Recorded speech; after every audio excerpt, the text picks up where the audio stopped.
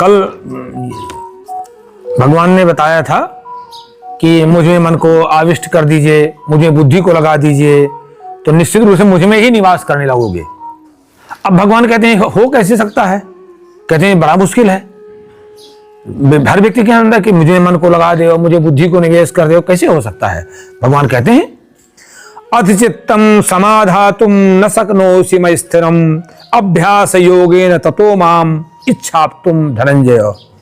कहते हैं अगर तुम अपने चित्त को मुझ में स्थापित करने में असफल हो, कोई व्यक्ति अपने चित्त को मुझ में स्थापित करने में असफल है, स्थिरता नहीं है, तो कहते हैं एक काम करिए अभ्यास योगेन, अभ्यास योग का सहारा लीजिए। आप बार बार अभ्यास करिए, उसको अपना भागने दीजिए, मन को, चित्त को, बुद्धि को भागने दीजिए, लेकिन फिर आप अभ्यास करके लाइए वहीं 10 मिनट के लिए, 5 मिनट के लिए लाइए। कहते हैं 10 मिनट के लिए लाइए, 5, फिर भागेगा। धीरे धीरे जैसे जैसे अभ्यास आपका बढ़ता जाएगा, एक दिन आप बहुत आनंद में रहेंगे, सारी समस्याएं चली जाएंगी। अभ्यास, भगवान कहते हैं अभ्यास योगेन ततो माम इच्छाप्तुम धनंजय।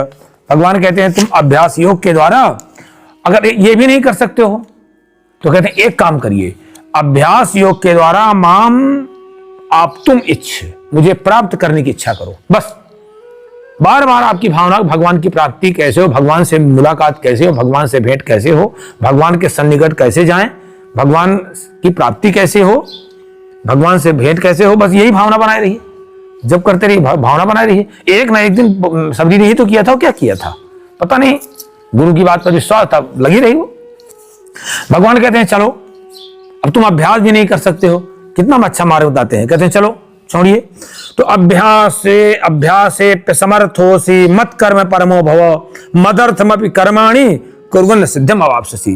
कहते हैं अभ्यास करने में भी कोई व्यक्ति असमर्थ है तो एक काम करो, जो भी काम करो वो मेरे लिए करो। ऐसा सोचो कि मैं भगवान के लिए कर रहा हूं। बस जो भी हम चिकित्सा कर रहे हैं, भगवान हमारा रोगी है, वो भगवान है, वो ठीक हो जाएगा, भगवान प्रसन्न हो जाएंगे। उसको हमने ठग लिया तो फिर दिक्कत हो जाएगा। हम पूरा प्रयत्न करें, बाकी उसका प्रारब्ध है, बाकी उसका अपराध, हम पूरा प्रयत्न करें अपनी ओर से। हम शिक्षक हैं, बहुत अच्छी तरह पढ़ाएं, कोई बहुत अच्छी तरह नहीं लड़का पढ़ता, फिर उसका प्रारब्ध है, वो स्वयं भोगमान भोगेगा अपना। नहीं अनुशासन में आ रहा, वो अपने आप भोगेगा। लेकिन हम अपना काम, भगवान कहते हैं अभ्यास असमर्था। अगर कोई व्यक्ति अभ्यास में भी असमर्थ है तो मत कर्म परमो हो, मेरे लिए कर्म करने का परायण हो जाइए। वो स्वार्थ को त्याग, कैसे भगवान के, अपने स्वार्थ बुद्धि को लेकर कर्म ना करिए। इतनी आमदनी हो जाए, पहले सोचना ये ऐसा करूंगा तो इतनी आमदनी हो जाएगी, ये नहीं ना, यह मुझे सुख मिल जाएगा, ये नहीं। कहते हैं स्वार्थ बुद्धि को त्याग करके कर्म करते रहिए। आप कर्म तो करना पड़ेगा, काम के लिए भगवान मना नहीं करते। तो कहते हैं अभागी आदमी काम नहीं करता और ऐसे बैठा रहता है, कहते भजन के नाम पर ना। मतलब कहते हैं कि अगर मत कर्म परमो भव, और तो कहते हैं इस तरह मदर्थम कर्माणि कुर्वन्न अभिसिद्धम। कहने मेरे निमित्त जो किया गया कर्म है और इस तरह का अभ्यास कर लेने से तो भी सिद्धि प्राप्त हो जाती है, उत्तम सिद्धि प्राप्त हो जाती है। कहते हैं तुम ये भी नहीं कर सकते हो कि अभ्यास तुम की भगवान के निमित्त कर रहे हैं, भोजन बना रहे हैं तो भगवान के निमित्त बना रहे हैं, ये भी नहीं तुम कर पाते। एक अच्छा उपाय बताते हैं, अथायत तप्यशक्तोषि कर्तुम मद्योगमाश्रितः सर्व कर्म फल त्यागम तथा कुरु यतात्मवान। देखिए जितना भी भगवान बता रहे हैं सबका मात्र है चीज वही। चाहे आप स्वार्थ त्याग करके कर्म करने की बात कर रहे हैं तो भाव वही बनता है। अब यहां कहते हैं चलो ठीक है, तुम ऐसा नहीं कर सकते हो तो एक काम करियो, यदि मेरे प्राप्त करने रूप आश्रित होकर के साधन करने में तुम असमर्थ हो तो एक काम करो, ततः यथात्मवान सर्वकर्म कर्म फल त्यागम कुरु। जो भी कर्म करो वो फल की इच्छा मत रखो। जो भी कर्म करो ना तो पहले से प्लान करो कि ऐसा करूंगा तो इतना टारगेट मत बनाओ। आपका काम है केवल कर्म करना। भगवान कहते हैं अगर आप अच्छा कर्म करोगे फल तो मुझे देना ही देना है, अच्छा मैं मजबूर हूं देने के लिए। कहते हैं अगर ये भी नहीं कर सकते हो तो एक काम कर लीजिए, बस मन बुद्धि आदि पर अपने काबू रखो और सभी कर्मों के फल की त्याग की इच्छा छोड़ दो।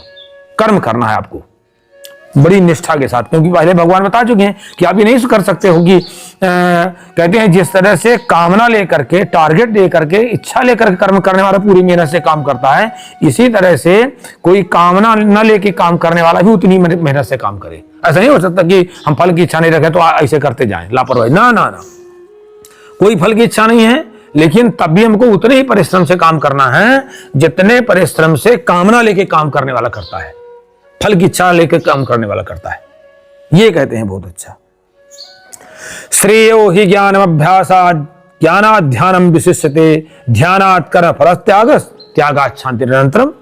कहते हैं जो अभ्यास के मर्म को नहीं समझता है और जो रहस्य को नहीं समझता है, फिर जो है अभ्यासात् ज्ञानम श्रेयः, इस अभ्यास से ज्ञान श्रेष्ठ है। अब अभ्यास से ज्ञान श्रेष्ठ है।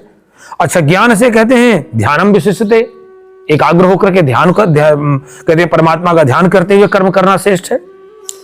अगर और इससे ध्यान से भी ध्यानात् कर्म फल त्याग, ध्यान से कर्म का फल का त्याग करते हुए कार्य करना ठीक है, क्योंकि जैसे ही आप कर्म के फल का त्याग कर देंगे ना, देखिए अद्भुत शांति मिलती है। भगवान पर छोड़ दीजिए और आप अपने काम में लग जाइए। कभी आप अनुमान कर लीजिए, आप पूरी निष्ठा से काम में लग जाइए और फल जो है भगवान पर छोड़ दीजिए।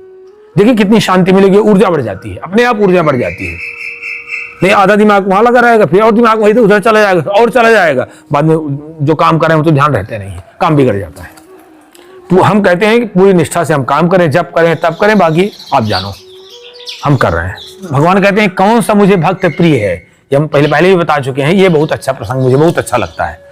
कहते हैं भगवान कहते हैं मैं किसको, कैसे व्यक्ति को प्यार करता हूं।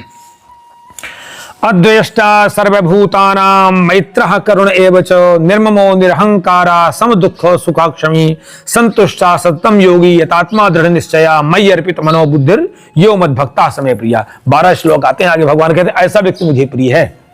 एक अद्वेष्टा, पहला कहते हैं किसी से भी द्वेष मत करिए, आप किसी से द्वेष न करिए, द्वेष मत करिए आप।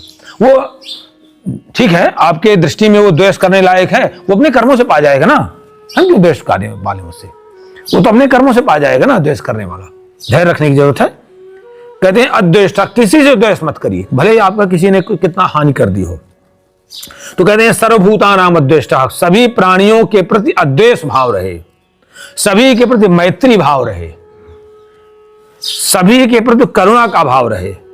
मैंने पापी भी है तो भी करुणा के, देखिए कितना करुणा का, मेरे दया का भाव रहे, देखिए कैसा पाप कर्म कर रहा है, ये दया का पात्र है। निर्ममः, मैं और मेरेपन से ऊपर उठकर रहे। निर्मम का मतलब होता है मम्मा ने मेरा, नीमाए नहीं, मैंने जिसमें ये भाव निर्गत हो गया है। मैं और मेरे, ये नहीं कि जो कुछ करें अपने लिए ही करें, मेरे परिवार के लिए थोड़ा सा ऊपर सोचिए, ऊपर हट के सबको अपना परिवार माने करिए, फिर देखिए आनंद उसको। अहंकार रहित करिए, अहंकार मतलब कर्तापन के अहंकार से रहित होकर के सुख और दुख में बराबर रहने का अभ्यास करिए। सुख और दुख में बराबर रहने का, सुख आ जाए तो भी आनंद बराबर रहिए, शांत रहिए, दुख आ जाए तो भी शांत रहिए, क्षमी क्षमावान बनिए, संतुष्ट, हर प्रत्येक परिस्थिति में संतुष्ट, प्रत्येक परिस्थिति में। तो भगवान आपको अपने आप उसी स्थान में भेज देंगे जहां आपके लिए हित होना होगा, वहीं भेज देंगे और उसको स्वीकार कर लीजिए। आप कोई भाव आए, कोई इच्छा आए, बस भगवान आपको समझ लीजिए, बिना भगवत कृपा से भाव नहीं बनते हैं। सततम योगी, निरंतर भगवान से जुड़ाओ, निरंतर। यतात्मा दृढ़ निश्चय, अपने आप पर काबू, दृढ़ निश्चय, बिल्कुल दृढ़ निश्चय। हमने संकल्प किया कि हमें 3 बजे जागना है तो भी जागना है, अगर 4 बजे जागना है तो जागना है। हमने दृढ़ संकल्प किया, ये भगवत प्राप्ति का भगवान कहते हैं जो दृढ़ निश्चयी व्यक्ति होता है उसको मैं बहुत चाहता हूं, दृढ़ निश्चय।